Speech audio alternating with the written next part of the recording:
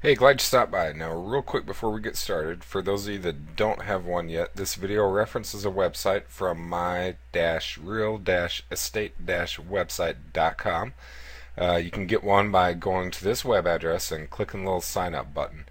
And then any links or other downloadable content that I mentioned during this video can be found on its blog post.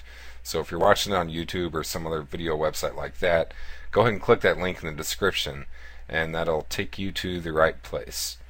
And this video was recorded for YouTube high def, so if the text looks all jagged and goofy or anything like that, you can click the HD icon in the bottom right corner. That should improve the quality for you quite a bit. That's me. I'm Jason Massengale. There are a few of the ways you can get a hold of me. I like communicating with text message, so if you're into that kind of thing too, then definitely feel free to shoot me a text anytime. But more importantly, if you have any questions about this video or how to do something on your website, the best thing you can do is leave me a comment. Enough for all that intro stuff though. Let's go ahead and get into this thing now. Now in this video we're going to talk about capturing screenshots. Because using screenshots or screen captures is the easiest way I've found to do thumbnails for your website, aerial photos, and map photos for property pages.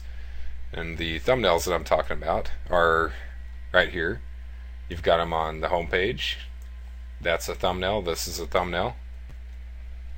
You've got them on category pages. These are all thumbnails that are related to different articles. And for the aerial photo and map of each property, those are what show up down here in the details section. This is a screen capture I did while I was in Google Maps, and it actually links to a Google map when you click on it. And this is another picture. This is a screenshot that I did from Microsoft Service. Used to be Virtual Earth, now it's Bing or something like that. You can still get to it by typing in virtualearth.com. Point though is that getting these types of photos right here is a lot easier if you're using some kind of screen capture software. And the program I use is named Jing. You can get that at jingproject.com. We're going to go there in just a moment. I'm going to show you how to download it, install it, how to create screen captures, and then how to save those screen captures as photos on your computer.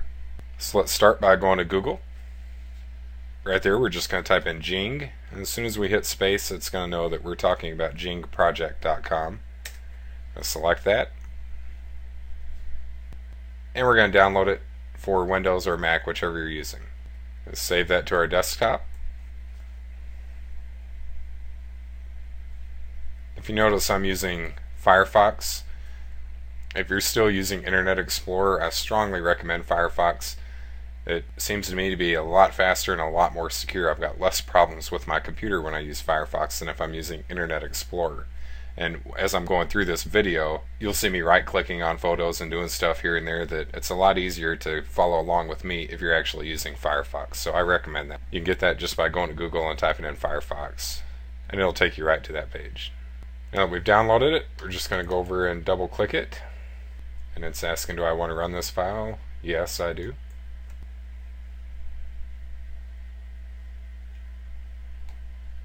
Then I accept the fine print and install.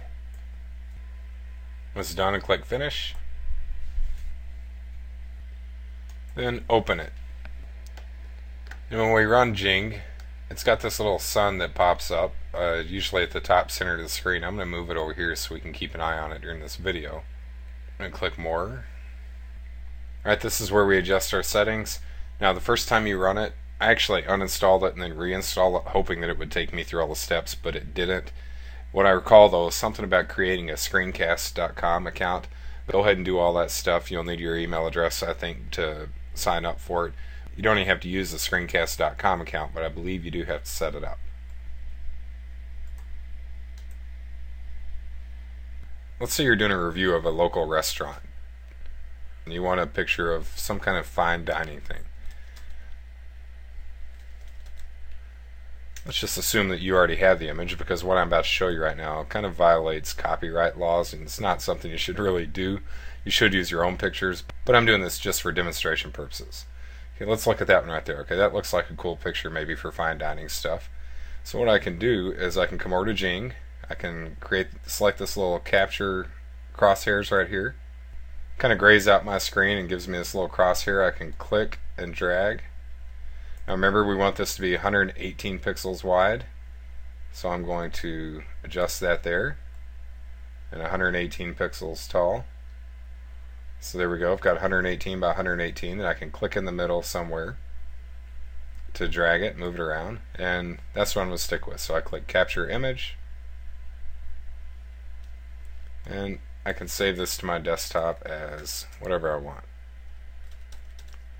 I'm just going to name it Fine Dining, and then click Save. Where do I want to save it? Right to my desktop. And notice that it's going to save it as a .png file. That's a really good quality photo that it's going to use there. Alright, we're done with that. Now let's get a map photo to use for our property page. So we'll go back to Google. Didn't mean to do that. Let's try. Don't think that's actually, maybe it is actually an address. So we're on Google Maps. That takes us there to it. And you can zoom in and out to kind of figure out what roads you want to show on the map and give people an idea of how to get there. I think we're probably better off with this one going one more time. Alright, there we go. Now I'm going to open Jing again. I did that by hitting Control-Shift-J. That's the shortcut to open the screen capture mode, which I like quite a bit. I like using shortcuts. We're doing 320 by 250. We'll get size right first. Then we can drag this around to wherever we want it. Looks good to me. It shows Bailey Road, Military Road, Sterling, a few different intersections there, and Highway 61 and Interstate 494. I like that one. I'm going to click Capture Image, and I'll save it as Map.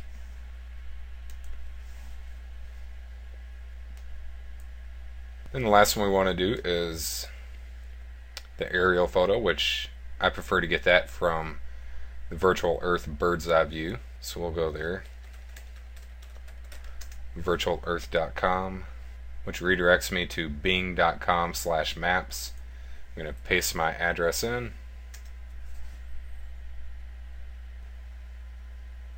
I'll select Bird's Eye View. And you can zoom in to whatever depth you want. Generally, I kind of like to be zoomed out a little bit more on this one too. Looks good to me. I'll hit Control-Shift-J one more time to bring up Jing again. Draw a rectangle 320 wide by 250 tall.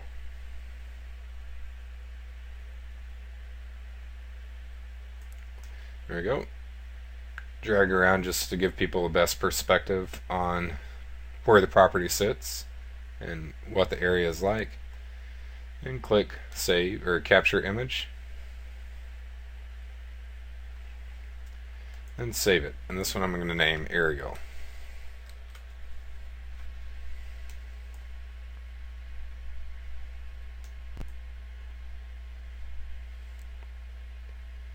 And that's all there is to it. All we gotta do is remember where those photos are. It's actually a good idea to go ahead and put them somewhere where we know we're not going to forget them. So I'm just going to drag them right in there into my demo photos folder, but that could be a property folder. And that's it. Alright, I hope this video was useful. There's my info one more time if you want to get in touch with me. Alright, what I want you to do now is just let me know what you think about it. You know, if it sucked, let me know that. If it's good, let me know. And if you liked it enough that you want to be notified when we add new stuff, then go ahead and click that pretty little gold subscribe button up there to the right. Then you'll get an email anytime we add new stuff. Take care. Talk soon.